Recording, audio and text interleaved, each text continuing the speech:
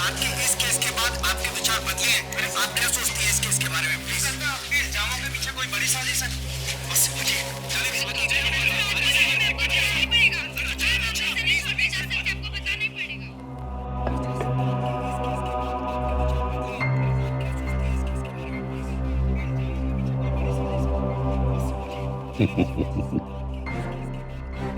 आओ जा। आज हम बहुत खुश हैं। जैसे ही हम कोर्ट से बाहर निकले तो हमें पता चला कि हमारी बेटी जानवी अपने पैरों पर खड़ी हो गई है और चलने लगी है। और दूसरी तरफ ये जो रचना नाम का तारा था ना, ये टूट गया। आज हम बहुत खुश हैं, बहुत।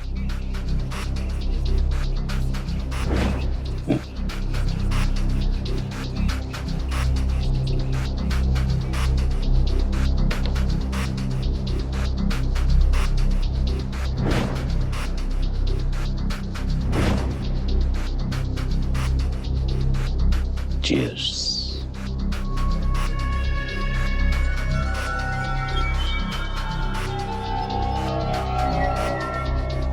जानवी, जानवी, आज हम बहुत खुश हैं बेटा, तुम्हें अपने पैरों पर चलते हुए देखकर।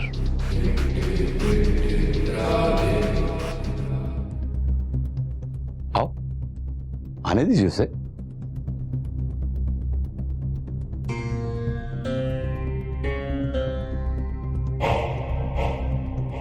आओ।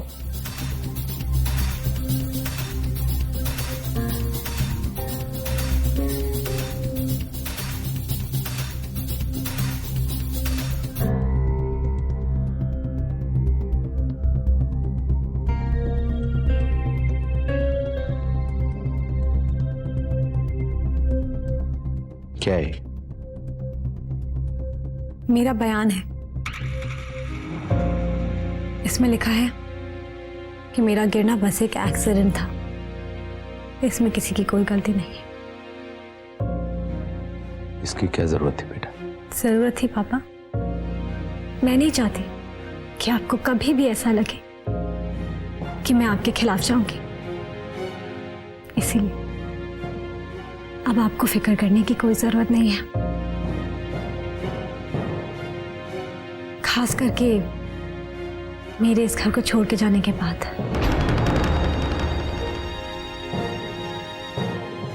जाने के बाद? हाँ,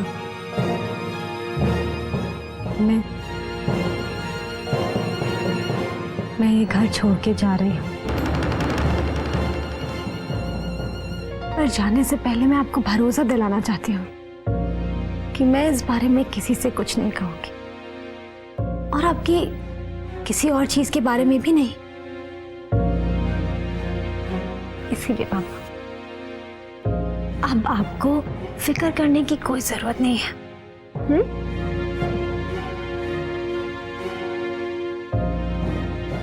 कैसी बातें कर रही हो तुम? कहाँ जाने की बात कर रही हो? कहीं नहीं जाना है तुम्हें।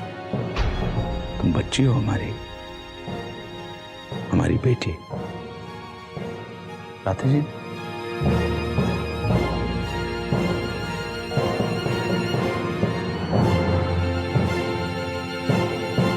ये अकेले नहीं जा रही है, मैं भी जा रही हूँ इसके साथ। आज जब अपने पैरों पर खड़ी हुई तो इसकी सबसे पहली इच्छा यही थी कि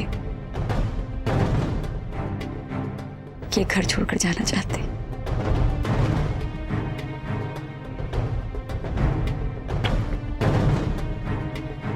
और मैं अपने बच्चे के बगैर नहीं रह सकती।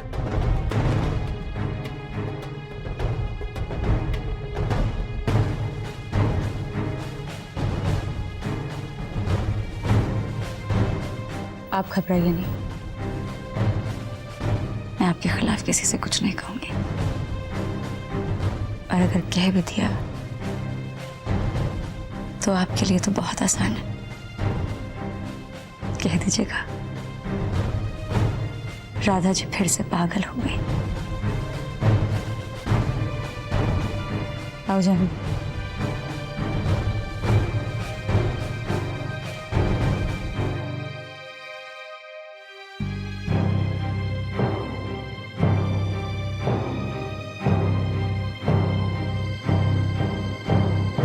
राधा जी,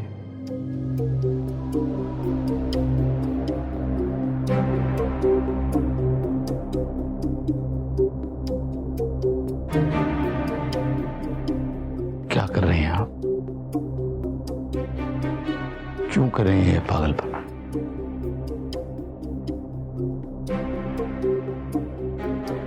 हम जानते हैं कि कुछ गलतियां की हैं हमने, बुरे इंसान हैं,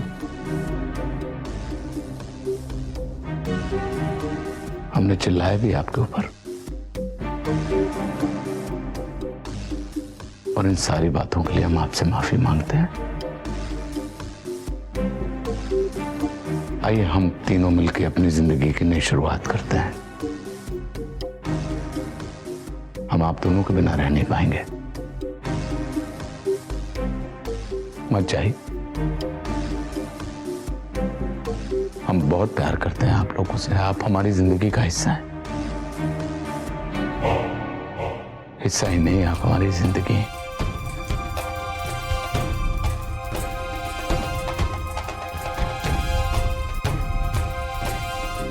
जानवी,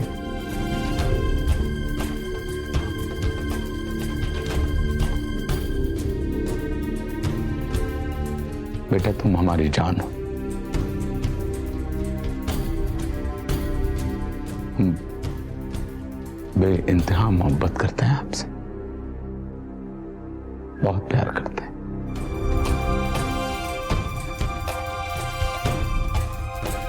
प्यार तो मैं भी आपसे करती हूँ पापा, लेकिन अब मैं आपके साथ रह नहीं सकती।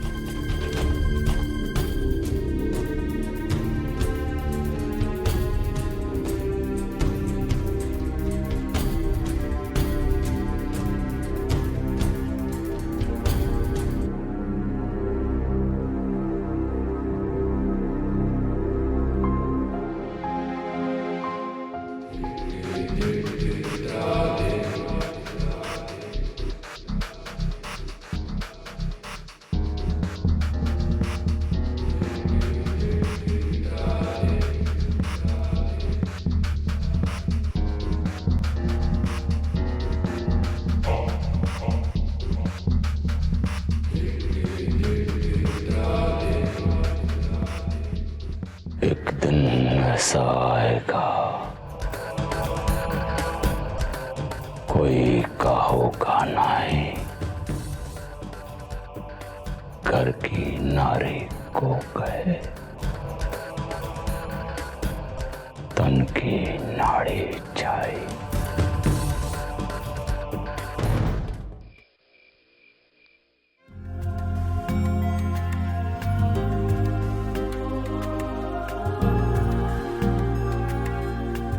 बेटा मुझे लगता है रचना बहुत ज्यादा परेशान है,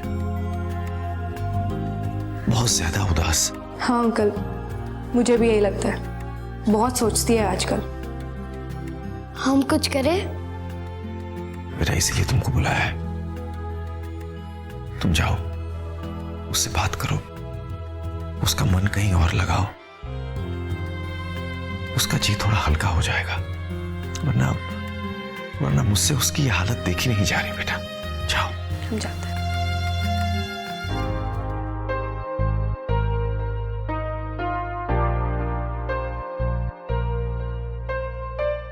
रचना पता है क्या, कोच सर का फोन था क्लब से। सोच क्या न्यूज है। एक और बैडमिंटन टूर्नामेंट है इंटर कॉलेज, और सर ने बोला अपना नाम दे दो। मैं दोनों के नाम दे दूं ना? देखते हैं अन्नो। रचना हमें ऑलरेडी देर हो चुकी है। सर तो हमें डांट भी रहे थे कि हमें डेट तक नहीं पता है यार। और अगर मैं अभी बोलूंगी तो सर सुबह सुबह फॉर्म भर देंगे हमारा खुद। कल आखिरी डेट है। फिर हमें प्रैक्टिस भी तो स्टार्ट करनी है ना। कितना टाइम हो गया है, हमने कब से नहीं खेला। और सुना है कि बहुत बड़ा बैडमिंटन टूर्नामेंट है और फर्स्ट प्राइज मिलने वाले को सिंगापुर लेके जा रहे हैं, वो भी 4-4 टिकट है। और अगर तू खेलेगी तो सिंगल्स तो जीतेगी और अगर मेरे साथ खेलेगी तो डबल्स तो जीतेगी। नहीं ट्रिपल खेलना चाहिए। नहीं फिर तो मैं भी खेल लेता तुम दोनों के साथ। रचना सुन लेना बेटा, ये लोग क्या कह रहे हैं। वो एक काम बाद में करियो। पापा ये देखिए क्या है, कुछ साल पहले का केस है। ठकराल ने अदालत में झूठ बोला था, ये हम अपने केस में इस्तेमाल कर सकते हैं, इससे हमें फायदा होगा। बेटा सुषमा जी को पता है ये सब, वो देखेंगी इसमें क्या करना है। हाँ पापा, पर ठीक है बेटा, तूने अपना काम कर लिया ना, अब हम ये सारी चीजें सुषमा जी को दे देंगे। तू थोड़ा सा आराम कर ले बेटा। बस ये थोड़े से पेपर्स और देख लूं, हो सकता है इसमें कुछ मिल जाए। मिलेगा अगर हम देखने देंगे ना। राहुल ये तू क्या कर रहे हैं? और मत देख। देखा ये क्या कर दिया तुमने, सब मिक्स हो गए ना। इतनी मेहनत से मैंने ऑर्डर में लगाए थे सारे पेपर्स।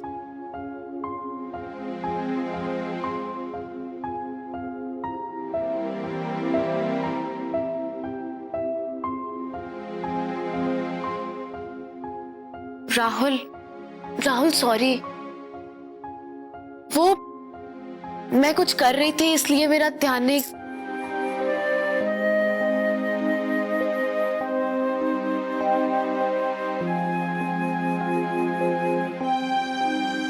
रचना तू क्या कर रही है ये सब? क्यों आजकल छोटी छोटी बातों पे इतना गुस्सा हो जाती है तू? और फिर तू ये सारा काम सुषमा जी को क्यों नहीं दे देती है? उन्हें ये सब काम अच्छे से आता है और फिर वो है ना हमारी मदद करने के लिए।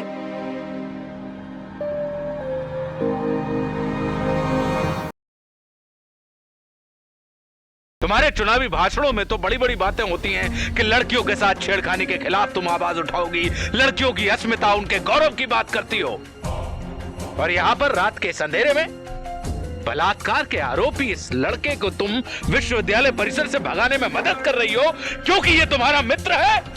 मारुति,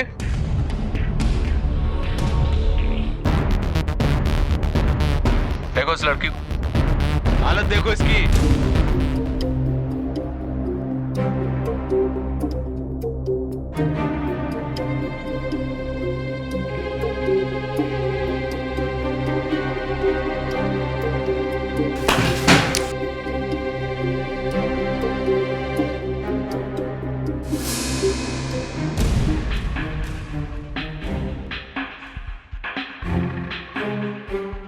रचना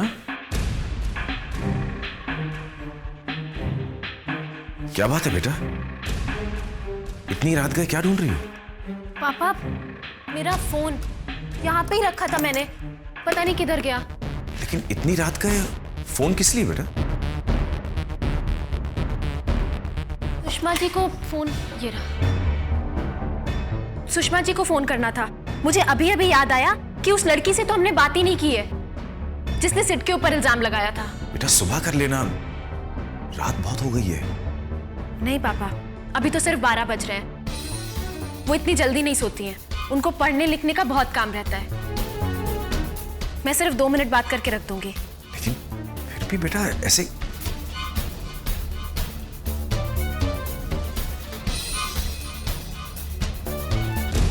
फोन तो बज रहा है, उठा नहीं रही। मैं फिर से ट्राई करती हूँ। लेकिन बेटा फिर भी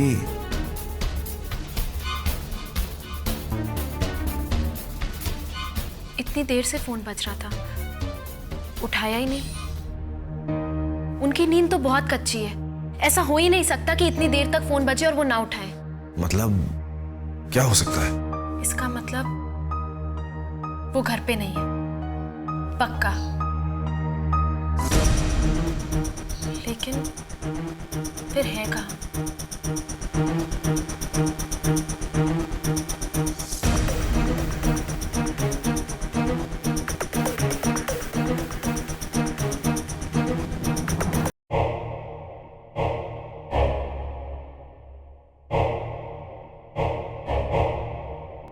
क्या हम इतने गलत हो गए मां? हमें नहीं लगता। आप साक्षी हैं, हमारे एक एक पल की, एक एक दिन की, हमारे एक एक कर्म की आपने देखा है हमें। क्या हम उन तुच्छ लोगों में से नहीं है जो अपना पूरा जीवन लालच की पीठ पर बैठकर बिता दे? हाँ, हमने हमेशा ऊपर उठना चाहा है मां, अपनी छोटी छोटी जरूरतों से, और उठे भी हैं हम मां आपकी कृपा से। हाँ, हमने इस्तेमाल किया लोगों का, लेकिन ऐसे लोगों का जो इस्तेमाल होना चाहते हैं, इस्तेमाल होने के लिए बने हैं। ऐसे लोग जो इंसान कहलाने के लायक भी नहीं है।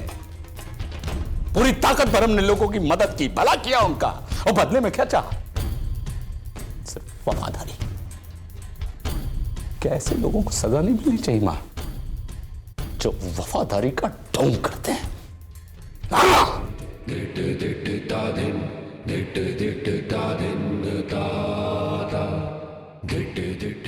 दी है हमने सजा ऐसे लोगों को। इन्हें सिर्फ जान से नहीं मारा है मां, बल्कि ऐसी सजा दी है कि इनकी आत्मा तक कांप गई है। और आप भी तो पापियों को दंड देती हैं मां। हाँ, देती हैं आप पापियों को, इससे भयानक दंड देती हैं आप। यदि मैंने कर दिया तो क्या गलत है? और आप ही बताइए, आपको भी तो भक्ति की उम्मीद है, भक्ति की चाह है हमसे, वफादारी की उम्मीद करते हैं आप हमसे। और आप जानते हैं मां कि हम आपके भक्त हैं, आपके प्रति वफादार हैं पूरी तरह से। जिंदगी की कितनी ही बड़ी से बड़ी कठिनाई क्यों ना हो, हमने कभी भी अपनी किसी कठिनाई में आपके दरबार के अलावा किसी और दरबार में अपने सर को नहीं झुकाया है। फिर आप क्यों हमसे मुंह मोड़ नहीं, क्यों मोड़ रही है? हाँ, हमारी गलती इतनी है, आप कह सकती हैं कि तू अपनी तरह से जिंदगी जीना चाहता, मैं चाहता हूं, मैं अपनी तरह से जिंदगी जीना चाहता हूं। आपकी बनाई इस दुनिया के सारे आकाश को अपनी आंखों में समेट कर मैं देखना चाहता हूं, जीना चाहता हूं मैं अपनी जिंदगी को। क्या गलत है इसमें? अरे, सूरज प्रकाश देने के पहले ये नहीं सोचता मां कि वो पापी को प्रकाशित कर रहा है या पुण्यात्मा को प्रकाशित कर रहा है। मां को भी बिल्कुल समदर्शी होना चाहिए, एक जैसा बर्ताव करना चाहिए अपने बच्चों के साथ। फिर क्यों तुम हमसे मुंह मोड़ रही? तुम तो मां हो, तुम्हारा दर्जा दुनिया में सबसे बड़ा है। मैं तुम्ही से पूछता हूं कि जिन लोगों से मैं प्यार करता हूं वो क्यों मुझसे नफरत करने लगते हैं? जिन्हें मैं पसंद करता हूं वो क्यों मुझे छोड़कर चले जाते हैं मां?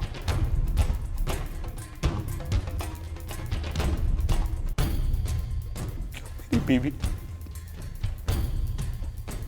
मेरी बच्ची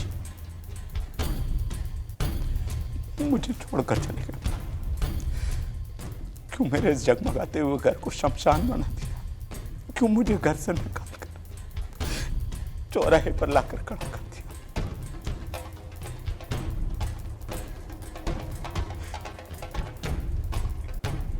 क्यों मां? क्या इतनी बड़ी दुनिया में कोई भी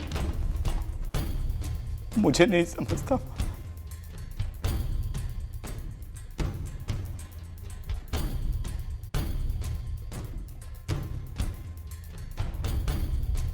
कोई भी मुझे नहीं समझता।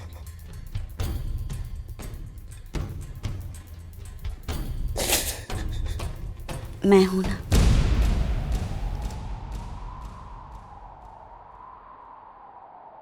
मैं तुम्हें समझती हूँ केशव।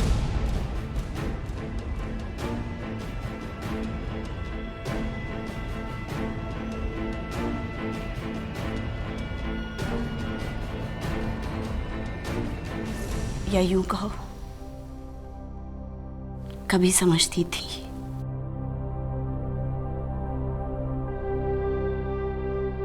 लेकिन अब फिर से समझना चाहती हूं, एक बार फिर।